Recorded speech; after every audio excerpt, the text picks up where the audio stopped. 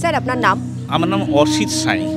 Sir আরজি করে আজকে ঢোকার সময় একটা অদ্ভুত জিনিস চোখে পড়লো, আপনাকে আমি জিজ্ঞাসা করি সেটা, এই যে মূর্তি উন্মোচন আমাদের বেশ 2-3 দিন ধরে এই ঘটনাটার কথা কানে আসছিল, হঠাৎ আজকে ঢুকতে আমি যখন একটা দোকানে জিজ্ঞাসা করলাম আরজি করের ভেতর যে মূর্তি উন্মোচনটা কথা হচ্ছে, তারা বলছে আমরা এই বিষয়ে জানি না। মানে এই কোথাও গিয়ে কি কথা বলতে এখনো ভয় পাচ্ছে নাকি সত্যি মানুষজন এই আরজি করের ভেতরের মানুষজনই জানতে পারছে না অভয়ের মূর্তি মানে একটা প্রতীকী মূর্তি আমরা যাকে বলছি সেটা উন্মোচন হচ্ছে? হ্যাঁ, এটা তো মানে আমি এই বিষয়টা নিয়ে তো খুব একটা বলতে পারবো না, কারণ টোটাল ব্যাপারটা জুনিয়র ডক্টরসরা করছেন এখানে। আমি একজন শিল্পী হিসেবে এই কাজটা করেছি, ভাস্কর্যটা করেছি, এবং ফলে এই বিষয়টা মানুষ কতটা জানলো কি না জানলো সেই বিষয়টা তো আমি বলতে পারবো না, আমার কাজও নয় সেটা।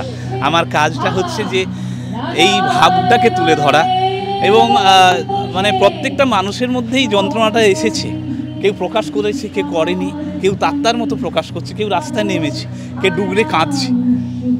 আমি চেষ্টা করেছি তার যে আরতিটা, মৃত্যুর সময়ের যে আরতিটা, যে মানুষটা অন্যের প্রাণ বাঁচাচ্ছে তাকেই চলে যেতে হচ্ছে পৃথিবী ছেড়ে, যখন শেষ মুহূর্তে সে জানছে যে আমার মৃত্যু হচ্ছে, দানব শক্তি, নারকীয় শক্তি তাকে কেড়ে নিচ্ছে, সেই অনুভূতিটাকে আমি জাগানোর চেষ্টা করেছি মাত্র। স্যার যখন এই প্রতীকী মূর্তি প্রতিষ্ঠার কথা এলো তখন কি জুনিয়র ডক্টর আপনাকে গিয়ে মানে পুরোটা ব্যাখ্যা করলেন নাকি আপনি নিজের মন থেকে? না, আমি নিজের মন থেকেই কাজটা করেছি। আচ্ছা। এখানে কিঞ্জল অনিকেত আমার ভাইয়ের সমান, এরা আমার খুব স্নেহের। আমি কাজটা করে তারপরে ওদেরকে পাঠাই। আমার মনে হয়েছিল ওরা যেভাবে লড়াইটা করছে দিনের পর দিন, মানে না ঘুমিয়ে না খেয়ে ঝড়ে বৃষ্টিতে, তার মধ্যে লড়াইটা করছে, এখনো করছে। ফলে এটা দেখে আমি নতুন একটা যেন সূর্য উদয় হচ্ছে আমার মনে হচ্ছে। ফলে সেই থেকে আমার মানে আবেগে আমি বলেছিলাম যে আমি তোমাদের হাতে তুলে দিতে চাই এই কাজটা। তারপরে ওরা দেখে, কাজটা দেখার পর ওরা সিদ্ধান্ত নেয় এটাকে এখানে ইনস্টল করবে, এখানে প্রতিষ্ঠা করবে। সেটাই আজকে হচ্ছে।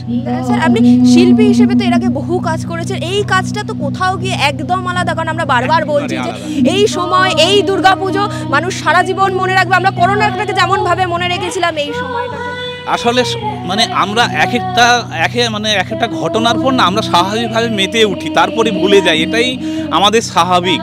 কিন্তু এই ঘটনাটা ভোলা যাচ্ছে না। কিন্তু অনেক কিছু কি বলে অনুষ্ঠান আসছে, কিন্তু আমরা ভুলতে পারছি না।